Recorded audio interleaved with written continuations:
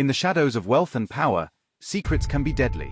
This is the story of Jeffrey Epstein, financier, convicted sex offender, and one of the most mysterious and controversial figures of the 21st century. Jeffrey Edward Epstein was born on January 20th, 1953, in Brooklyn, New York. A bright student, he showed early promise, but his life would take a dark and twisted path. By the 1970s, Epstein was working in finance, quickly rising through the ranks with a sharp mind and an even sharper demeanor. In the 1980s, Epstein established his own financial consulting firm, J. Epstein & Company, claiming to manage the wealth of billionaires. He amassed a fortune, hobnobbing with the elite, gaining access to the highest circles of power and influence. But behind the luxury was a darker reality. Epstein's world was one of secrecy, manipulation, and exploitation.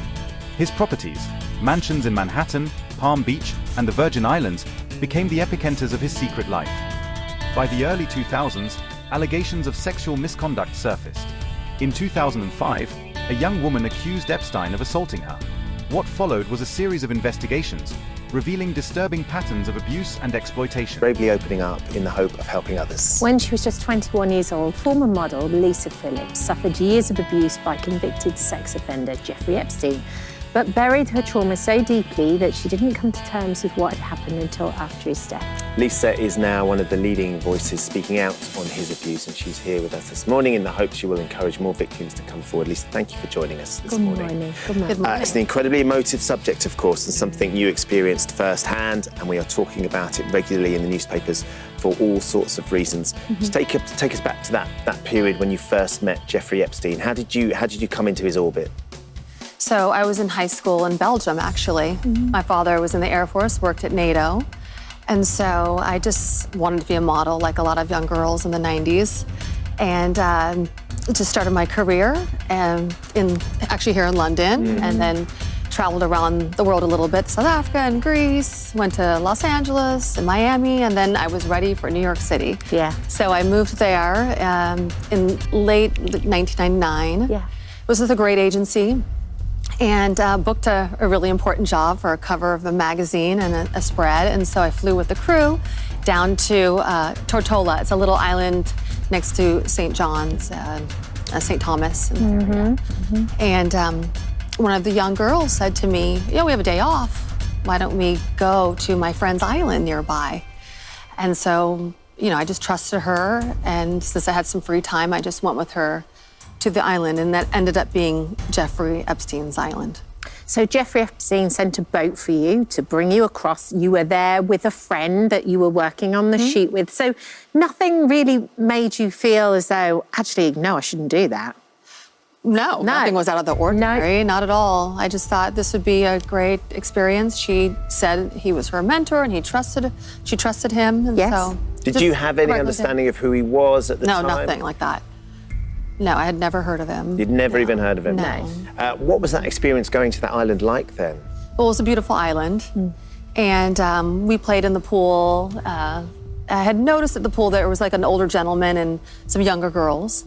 And then got cleaned up, went to dinner. And then at dinner is when we were, just talking and hanging out, having some delicious seafood. And that's when I met Jeffrey Epstein. He walked up and greeted himself to me and sat down and focused his attention on me for a couple hours. Yeah. He already knew the other girls at the table, so he asked me a lot of questions about my childhood and where I grew up. And I had mentioned I moved to Oxford, England when I was 2 months old and spent my first few years of life here. And he thought that was very interesting. And what were your initial perceptions of him? What was he like? Charming. Yeah. Highly intelligent. And he was the type of person that got into your psyche and made you think about things, questions that most men don't ask you. So it was more of a mentorship, that's true. Did he go on to say he could help you? No, it was nothing like that. He was just asking me my ambitions. Right. And my goals, and wanting to know more about me in that way and what I was into. Okay. So he had no reason at that point to suspect that he was going to be anything other than sort of generous and welcoming and engaging with you and potentially, I mean, as connected as he is, but at that point, there was nothing suspicious about the whole thing. No, I mean, I just went there really just to spend the day there. I wasn't thinking anything really about him. And he was very friendly. I could tell he had this mentorship with the other young girls as well. And they respected him and looked up to him. So I did feel that and felt very safe in his presence. I think it was on that first visit as well, you claim that you saw Andrew Mountbatten Windsor on the island. Well, he had asked me, after I told him that I'd lived in England, he said, would you like to meet a prince? And at that moment, this person walked up. In 2008, Epstein pleads guilty to soliciting prostitution from a minor in Florida, serving just 13 months in a county jail, a lenient sentence that shocked many. Critics argued that his connections to powerful figures protected him from harsher punishment. Epstein's network was a who's who of the world's elite: politicians, business magnates, celebrities, even royalty. His ties to powerful individuals fueled speculation and conspiracy theories about the extent of his influence.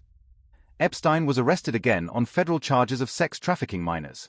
The world watched as authorities uncovered what many believed to be a vast trafficking operation, one that spanned years and involved dozens, if not hundreds, of victims.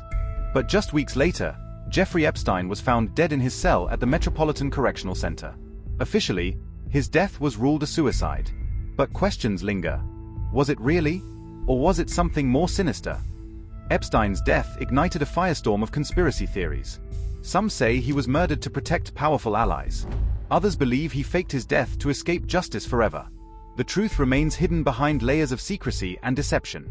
Despite his death, the story is far from over. Victims continue to come forward, demanding justice. Investigations into Epstein's network are ongoing, revealing the scope of his crimes and the extent of his influence. Jeffrey Epstein's life was a tale of extraordinary wealth, power, and corruption, a dark mirror reflecting the lengths some will go to hide their secrets. As the world seeks answers, one thing remains certain: some secrets are too dangerous to stay buried. What do you think drives someone to commit such atrocities? Share your thoughts in the comments. If you found this story chilling, subscribe for more true crime stories. Stay safe and stay curious.